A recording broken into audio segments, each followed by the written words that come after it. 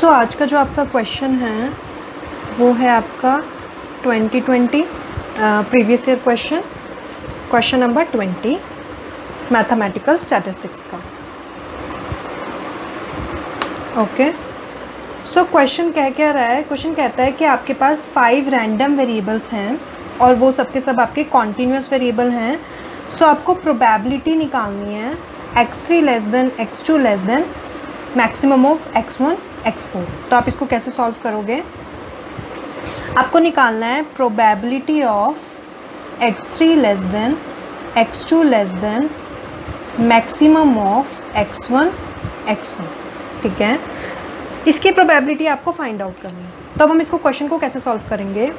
सबसे पहले अगर आप देखेंगे तो यहाँ पे आपका maximum of x1 x4 right, और आपके पास वेरिएबल्स की वैल्यूज़ ने गिवन है, सिर्फ आपको वेरिएबल्स गिवन है x1 x2 x3 x4 और x5, जहाँ पे आपके सिर्फ ये 4 वेरिएबल्स जो हैं यूज़ हो रहे हैं प्रोबेबिलिटी के लिए।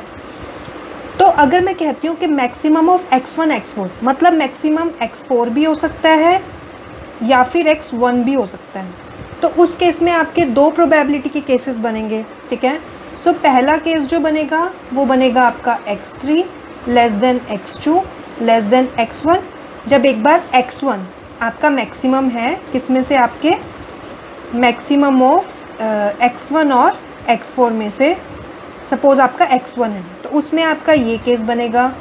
और अगर मैं कहती हूँ आपका मैक्सिमम ऑफ x1 x4 में से आपका सपोज x4 मैक्सिमम है, ठीक है, तो उस केस में आपकी प्रोबेबिलिटी क्या बनेगी? Probability of x3 less than x2 less than x4।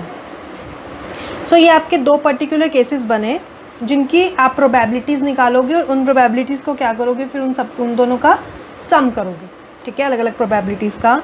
अब देखो, अगर आप ध्यान से देखोगे तो इसमें आपके 4 वेरिएबल्स यूज़ हुए हैं, x3 x2 x1 x4 right, और हम इन दोनों प्रोबेबिलिटीज़ में आपके 3 वेरिएबल्स ही लेके चल रहे हैं राइट।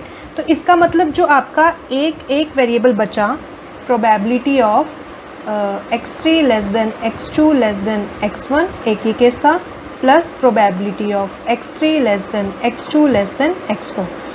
इस केस में आपका x4 नहीं है और इस केस में आपका x1 नहीं है। ठीक है, आप इनको कहीं भी प्लेस कर सकते हो, तो उसका प्रोबेबिलिटी क्या बनेगी? ठीक है, कहीं भी प्लेस करने की, दोनों में से किसी को भी। अब बहुत सारे आपके अरेंजमेंट्स बनेंगे, तो यहाँ पे आपका क्या लगेगा? परम्यूटेशन। क्यों? क्योंकि आपको प्लेस करना है। ठीक है, इसीलिए आपका परम्यूटेशन। और आपके 4 वेरिएबल्स हैं, तो ये बनेगा आपका 4 फैक्टोरियल, तो ये बनेगा 4 × 3 × 2 विच इज़ इक्वल्स टू 24। तो दोनों के प्लेस होने की प्रोबेबिलिटी क्या बनेगी? 1/24 राइट, एक की 1/24 और 1/24। ठीक है, सो अब आपके 3 केसेस है ना, मतलब x3 x2 x1।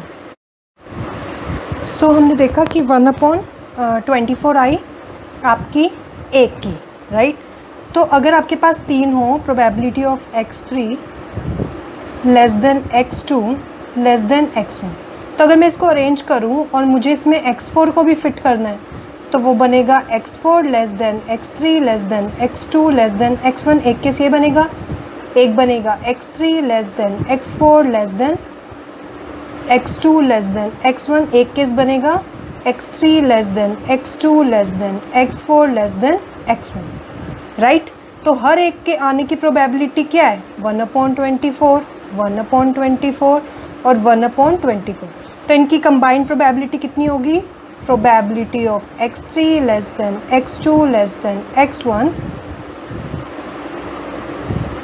चेंज होगा। ठीक है, तो अगर मैं इन तीनों की बात करूँ, मैं इनको कंबाइन कर लेती हूँ।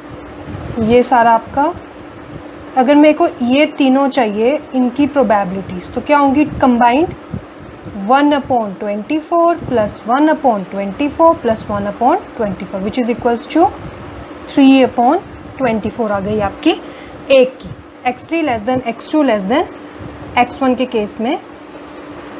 ठीक है, similarly x3 less than x2 less than x4 के केस में भी आपकी क्या आ जाएगी? 3/24 आएगी, और इसके केस में भी आपकी कितनी थी 3/24। इनको कंबाइन करोगे सो ये बनेगा 3/24 plus 3/24 which is equals to 6/24। इसको आप सॉल्व करोगे तो आपका आंसर आएगा 1/4। मतलब सी जो है आपका क्या है, करेक्ट आंसर है।